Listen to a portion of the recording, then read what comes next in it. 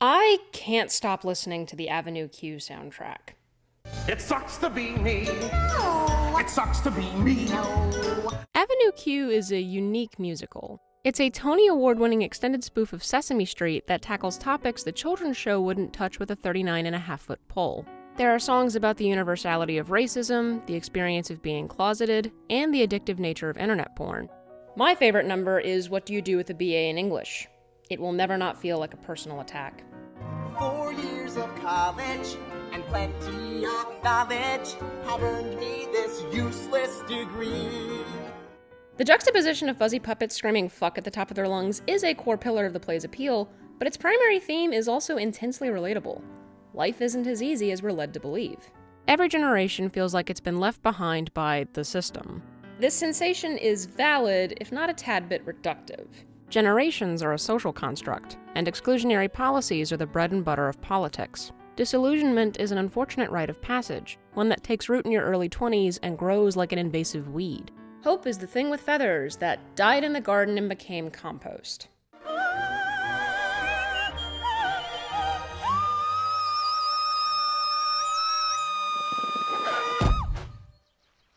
Our ensemble undergoes the typical trials and tribulations of adulthood, such as getting fired, dating a commitment phobe, and supporting an unfunny friend who wants to be a stand-up comedian.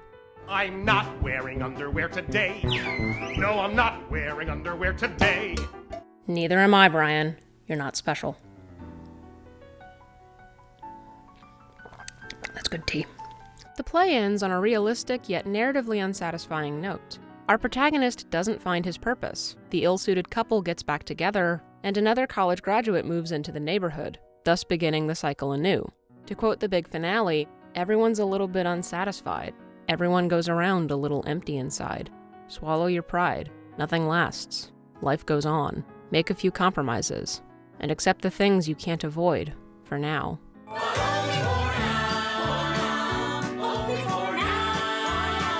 Any other conclusion would have felt saccharine and disingenuous, but this song is a subtle reminder that death is the only true ending. Most people never learn the reason why they're alive, and any resolutions we do stumble across aren't definitive. In the absence of a pre-written story, a person can only do their best for now until there is no more now for them to experience. Bummer. Huh? This is a bummer, man. That's a bummer. I don't find this play comforting, nor does it rank high within my list of favorite musicals. Its lyricism isn't particularly special, and I hated Sesame Street as a kid. All of the puppets annoyed me, but Elmo's voice specifically haunts my nightmares. Oh, thank you, Mr. Robbins. Mr. Robbins? Taking the stick back, Elmo. Why then am I fixating on Avenue Q? The short answer is, I'm not doing well. Do you see him? Do you think a depressed person could make this? No. I think we're all somewhat familiar with the phrase, life is about the journey, not the destination. It's a cliche idiom, one that I seemingly can't escape. Family members have espoused variations of it to me all throughout my adolescence, and my ditzy high school theater teacher gave me a paperweight with the phrase encased in glass. I was a severely depressed senior at the time, always on the verge of an existential meltdown, so I wasn't exactly thrilled to receive such a shallow graduation gift. I've kept the damn thing on my desk for 6 years now, patiently waiting for the words to sink in and reveal some sort of deeper truth to me, but no such epiphany has occurred. That's been the recurring theme of my life lately, waiting for things to make sense. It's like I'm on a holding pattern with the universe, and each recurring loop only serves to further exacerbate my frustrations. I hate my home state, but I can't afford to move. My career path is unclear because my aspirations are non-existent. And though I have no shortage of loved ones, I can't shake this lingering feeling of loneliness that's plagued me for roughly a decade. I don't think that you even know what you're looking for. I'm no stranger to these mental...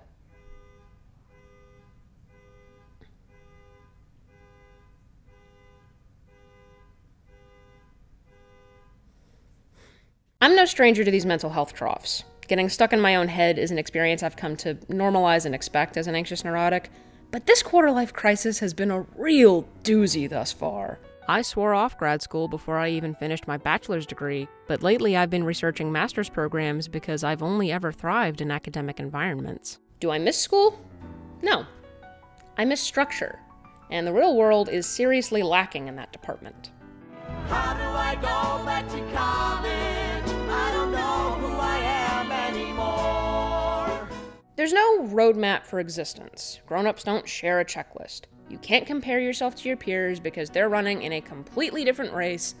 But it's still weird as hell whenever I see people who are younger than me getting married, buying houses, and having kids. I still live with my parents and talk about cartoons in my free time. Everyone else has a purpose, so what's mine? This isn't to say I'm discontented. I'm happy with the choices I've made, and so long as we don't talk about politics or the series finale to House MD, I enjoy living with my folks. It's actually really smart, Dad. You just don't get it.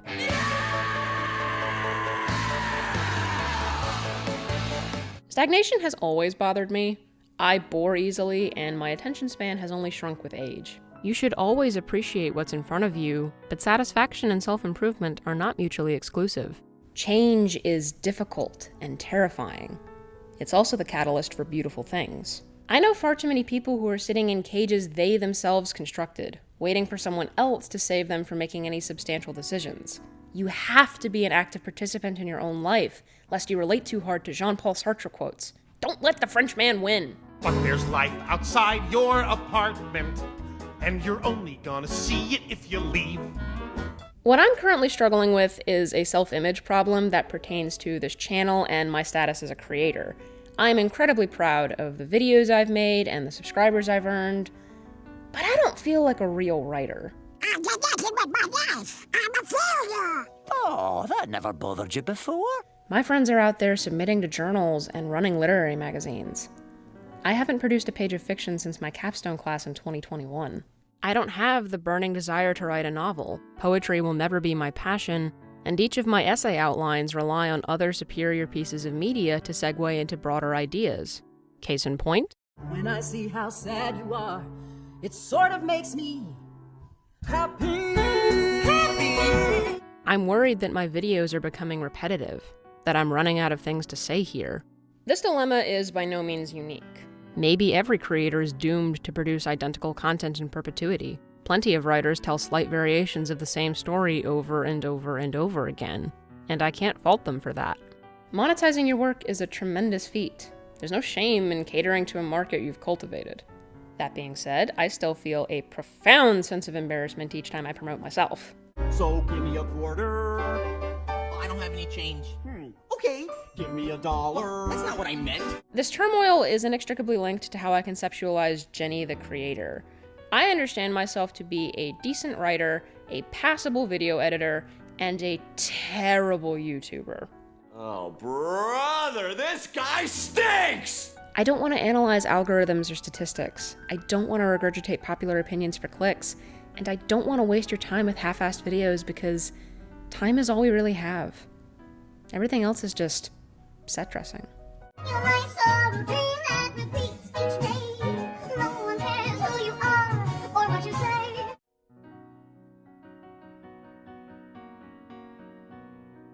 Cool, right? Truth be told, I hate the term content creator. It gives me the ick.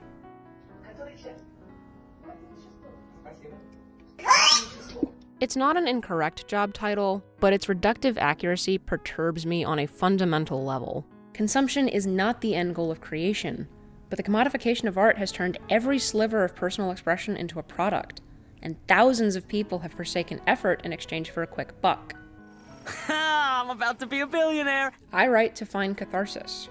Even if I won the lottery tomorrow, I'd still be at my desk hammering away at the next video script because I need this work. It fulfills something in me, something essential yet indescribable. I have fantastic patrons and a regular audience. My sense of satisfaction can't be tied to trivial things like profits or viewer metrics.